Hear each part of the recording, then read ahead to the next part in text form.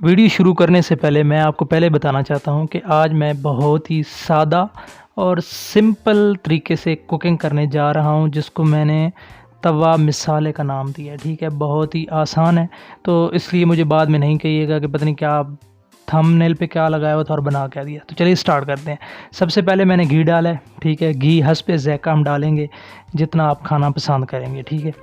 تو گھی ڈالنے کے بعد میں اس کے اندر 2 آئٹم ڈالوں گا، ایک ٹماٹر اور دوسرا ہے پیاز، دونوں میں نے اکٹھے کاٹ کے رکھے ہوئے ہیں، ٹھیک ہے، وہ میں اس کے اندر ڈال رہا ہوں۔ تو یہ ڈالنے کے بعد آپ ہری مرچ آپ کے پاس ہے تو آپ ڈال سکتے ہیں، ٹھیک ہے۔ اب جیسے یہ تھوڑے نرم ہوں گے تو اب میں اس کے اندر مسالے ایڈ کروں گا، یعنی کہ مرچی وغیرہ۔ تو سب سے پہلے میں اس کے اندر ایڈ کروں گا مرچ حسب ذائقہ ہوگی، جتنا آپ کھانا پسند کریں گے کم یا زیادہ، ٹھیک ہے۔ اس کے بعد جو نیکسٹ آئٹم ہوگا وہ میں ڈالوں گا نمک بھی آپ نے اپنے حساب سے دیکھنا ہے کہ آپ نے کتنا کھانا ہے، ٹھیک ہے۔ نمک ڈالنے کے بعد جو میں اگلا آئٹم ڈالوں گا وہ ہوگا ہلدی، ٹھیک ہے۔ ہلدی میں ڈال کے ابھی اس کو ایک دفعہ چمچ ہلاؤں گا۔ تو چلیے چمچ ہلاتے ہیں مل کے۔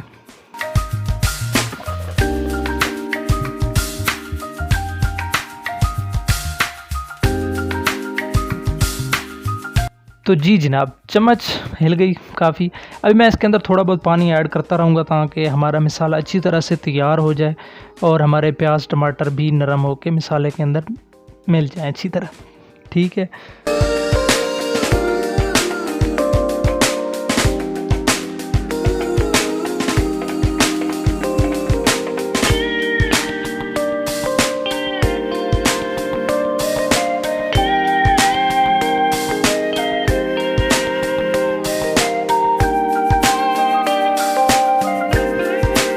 ابھی بھی ہمارے ٹماٹر اور پیاز نظر آ رہے ہیں، بڑے ہیں، نرم نہیں ہو رہا ہے، تو اس لیے میں تھوڑا سا پانی اس کے اندر اور ڈال رہا ہوں، پھر اس کے بعد تقریباً میرے خیال میں یہ تیار ہو جائے گا۔ ویسے میں نے ویڈیو شروع کرنے سے پہلے بھی آپ کو بتایا تھا کہ آج بہت ہی سمپل اور سادہ ویڈیو ہوگی۔ ویسے تو مسالہ ہے قسم کا، لیکن میں نے اس کو توے پہ بنایا تو میں نے کہا توا مسالہ ہی کہہ دیتے ہیں بھئی اس کو۔ تو یہ ماشاءاللہ سے پک چکا ہے، ٹھیک ہے۔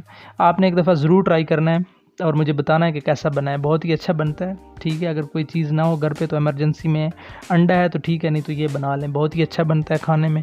اور امید کرتا ہوں کہ میری آج کی ویڈیو بھی آپ کو پسند آئے گی، ٹھیک ہے۔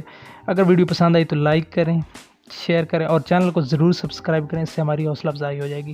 اللہ حافظ۔